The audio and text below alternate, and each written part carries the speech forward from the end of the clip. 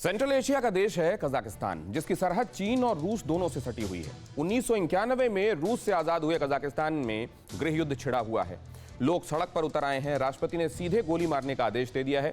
Kazakhstan ने स्थिति को काबू में लाने के लिए रूस से सेना बुलाई है। अब तक 164 से ज्यादा लोगों की मौत हो चुकी है, लेकिन दावा ये कि कजाकिस्तान में जो हो रहा है वो चीन के प्लान का हिस्सा है।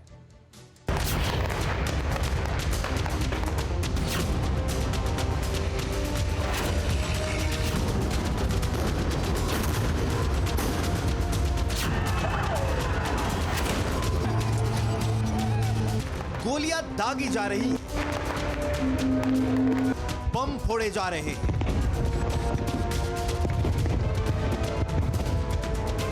आग लगाई जा रही है, लाठी डंडे बरस रहे हैं, सड़क पर लाशें बिछाई जा रही हैं, सेना की बख्तरबंद गाड़ियां दौड़ रही हैं। ये कजाकिस्तान की खौफनाक तस्वीर है, जहां खूनी कोहराम मचा है, सड़क सड़क युद्ध का मैदान बना है।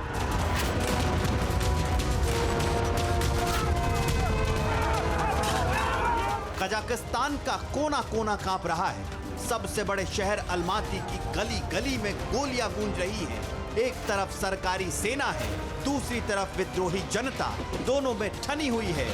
जहां यकीन गोलियों पर अटकी हुई है, घनघोर गृह युद्ध छिड़ा हुआ है।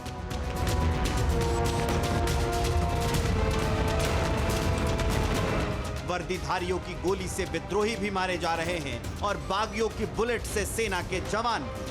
मौत की कोई मुकम्मल तादाद नहीं है, एक आंकड़ा है जो लगातार बढ़ रहा है। आंकड़े बताते हैं कि 164 से ज्यादा लाशें गिर चुकी हैं। इसमें 25 से ज्यादा बेसरकारी लोग हैं जो राष्ट्रपति के आदेश पर गोलियां चला रहे हैं। हजारों की तादाद में लोग जख्मी हुए हैं। 500 से ज्यादा लोगों की स्थिति तो बेहद नाजुक बनी हुई है।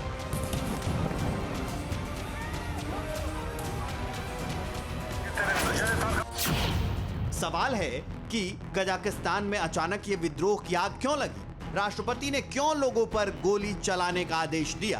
क्या चीन के इशारे पर कजाकिस्तान में नरसंहार हो रहा है?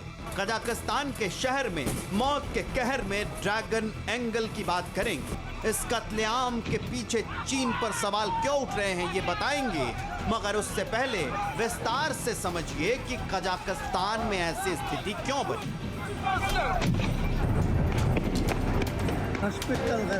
दरअसल ये एक विरोध के खूनी बवंडर बन जाने की कहानी है और इसकी शुरुआत हुई गैस की कीमतों में बढ़ोतरी से। पिछले दिनों कजाकिस्तान में काफी नागरिकों ने अपनी कारों को एलपीजी का उपयोग करने के लिए बदला था, क्योंकि ये अन्य फ्यूल्स की तुलना में सस्ता है। लेकिन सरकार ने सब्सिडी हटा ली और कीमतों को बाजार के हवाले कर दिया। इसके बाद गैस की कीमत लगभग दोगुनी हो गई।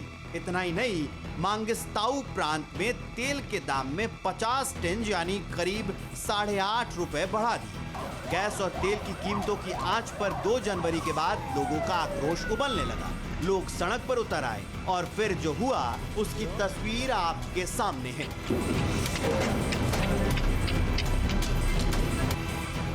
लोगों ने सरकारी इमारतों में आग लगानी शुरू कर दी। धू धू कर जलती ये इमारत कजाकिस्तान के बागियों के गुस्से का नतीजा है। प्रदर्शनकारियों ने राष्ट्रपति भवन और महापौर कार्यालय पर भी धावा बोल दिया।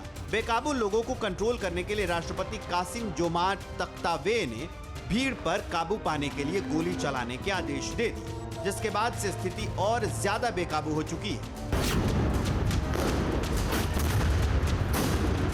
गोली चलाने के आदेश के बाद विरोध प्रदर्शन और आगजनी गृह युद्ध में तब्दील हो चुकी है। जानकार बताते हैं कि भले ही आग और गैस के दाम को लेकर विरोध प्रदर्शन शुरू हुआ हो, लेकिन यह करीब 3 दशक की दबी हुई आवाज थी जो अब अग्नि ज्वाला बनकर फटी है, क्योंकि आजादी के बाद से ही कजाकिस्तान के अवाम भुखमरी, भ्रष्टाचार और घनघोर गरीबी में जी रही है, जबकि सत्ताधारी आबाद हो रहे हैं। हालात इतने बेकाबू हो चुके हैं कि राष्ट्रपति टोकायेव ने देश में चल रही बगावत को कुचलने के लिए रूस से सेना बुलाई है। अब सब कुछ रूसी सैनिकों के हाथ में है। कजाकिस्तान की सरकार को बचाने के लिए रूसी राष्ट्रपति पुतिन ने भले ही अपनी सेना भेज दी हो, लेकिन कजाकिस्तान के हालात से सबसे ज्यादा परेशान उसका दूसरा पड़ोसी मुल्क चीन, जिस पर कजाकिस्तान में नरसंहार के इल्जाम लग रहे हैं।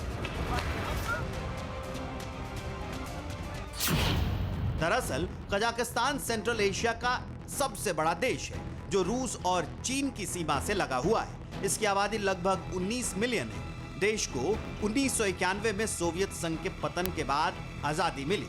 देश में कुछ ऐसे तेल भंडार हैं जो दुनिया भर के बड़े तेल भंडारों में गिने जाते हैं। यहाँ एक दिन में 1.6 मिलियन बैरल तेल का उत्पादन होता है। दुनिया के लिए कजाकिस्तान का तेल मायने रखता है, लेकिन चीन की परेशानी कुछ और है, और वो है शी जिनपिंग की महत्वाकांक्षी परियोजना बेल्ट एंड रोड। विश्व नायक बनने का ख्वाब देख रहे शी जिनपिंग ने अपने सबसे बड़े प्रोजेक्ट बेल्ट एंड रोड परियोजना का आगाज किया था।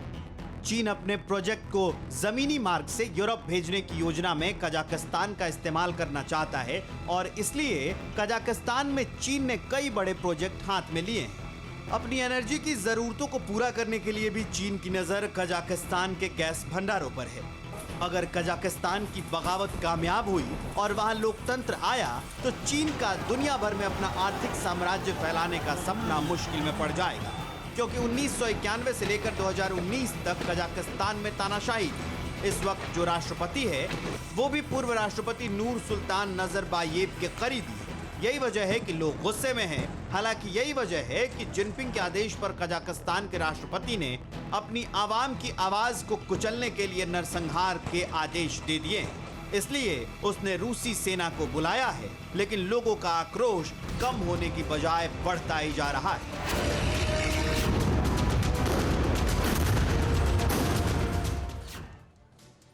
परवाह देश की, सोमवार से शुक्रवार रात 10 बजे TV9 भारतवर्ष पर।